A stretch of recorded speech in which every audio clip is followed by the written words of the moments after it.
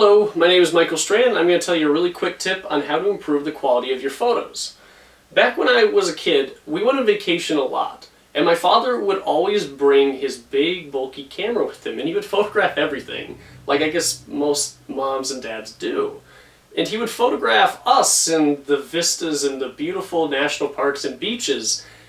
And when we would get home and look at these photos, we noticed that the photos didn't really have that excitement that we felt when we were there. They looked boring compared to what we saw. They were good photos, but it didn't have that same sort of fun and inspiring feeling that it did when we were there in person. And I think that's a big problem nowadays with a lot of people. They have these cell phones that take great photos, and they go on vacation and they take photos with these cameras, but when they get back and show their friends, the photos just, they don't really have that excitement that they felt when they were there in person, and therefore it's really hard to express that to other people. And so I'm going to try to explain, for one, why that is. Why is it that when we look at photos, we don't feel excitement like we do in person? And I also want to touch upon how to maybe improve that a bit, how to get some of that excitement back into it. And so the reason that when we look at a photo, it doesn't look and feel exciting like it does in person is because when we're in person, we're experiencing all of the emotions of that place. We're experiencing the sounds and the smells and all the memories leading up to it that day. We're experiencing all of this in a three-dimensional world. And when you look at a photograph, it's just a two-dimensional, very small snapshot of what you saw. And when you compare the two, it's fairly obvious as to why it is. When you're in person, you see so much better color and distance, and everything just seems amazing when you're at a beautiful place in person. But a photograph doesn't have those tangible things that you have in person. It's just a really tiny section of it. So how do you take that tiny section and give it some more of that emotion to it? And so the biggest part, and there's many parts that are important, but I think the most important is proper framing of your subject. And this is known as the rule of thirds.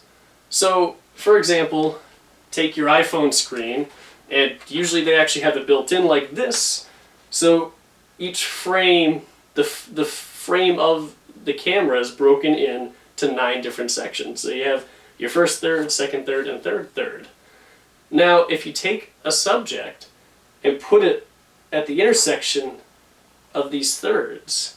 So if you take, it could be anything, it could be a person or a tree or something of interest in the photograph, and you put it on one of these thirds, that's going to make the photo at least slightly more interesting.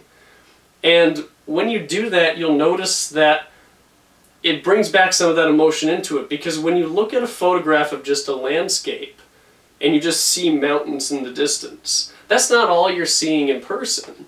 You're also seeing trees and bushes and grass, and there's a foreground, and you don't really think of those things when you're taking the photograph, because in your opinion, the most beautiful thing is what's right in front of you, which is those mountains in the distance, or whatever it is. To you, the distance is probably the most beautiful thing, when in reality, everything should be included. So you also, I touched upon foreground a bit, and you also want to include that. So instead of cropping it so you only see what's in the distance, you want to have a nice foreground in the front if possible.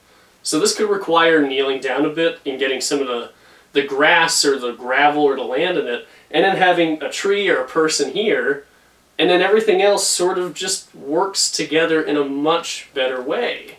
Now, there is an exception to this, and that's if your subject is symmetrical.